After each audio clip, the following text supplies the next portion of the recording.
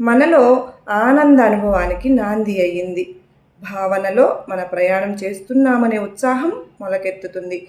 బాబా నువ్వే నన్ను తీసుకువెళ్ళాలి అని మనసు భక్తితో అంజలి ఘటిస్తుంది. ఇంతటితో మన కర్తవ్యం ముగిసిపోతుంది. మనం చేయాల్సిన ప్రతి పని బాబా అనుగ్రహంతో వేగంగా చక్కగా అవుతుంది. అనుకోకుండా డబ్బు మొదలైనవి సమకూరుతాయి. మనతో రావడానికి మరికొందరు కూడా సిద్ధపడతారు. మనసు ఎలాగూ బాబాను నిరంతరం దర్శిస్తూనే ఉంటుంది. నాలుక బాబా నామాన్ని కీర్తిస్తూనే ఉంటుంది. చెవులు వినేది ఎప్పుడు బాబా కీర్తనలే. కానీ కనులు మాత్రం ఆశగా షిరిడీ సమాధి మందిరంలో సింహాసనంపై కొలువు తీరిన సాయినాథుని దివ్య మంగళ విగ్రహం తనివి తీరా దర్శించాలని ఉవ్విళ్ళూరుతూ ఉంటాయి. మరి ఆలస్యం ఎందుకు? పదండి షిరిడీకి. చెప్పండి శ్రీ సమర్థ సద్గురు సాయినాథ్ మహారాజ్ కీ జై అని. సర్వే జనా సుఖినో భవంతు. లోకా సమస్త సుఖినో భవంతు.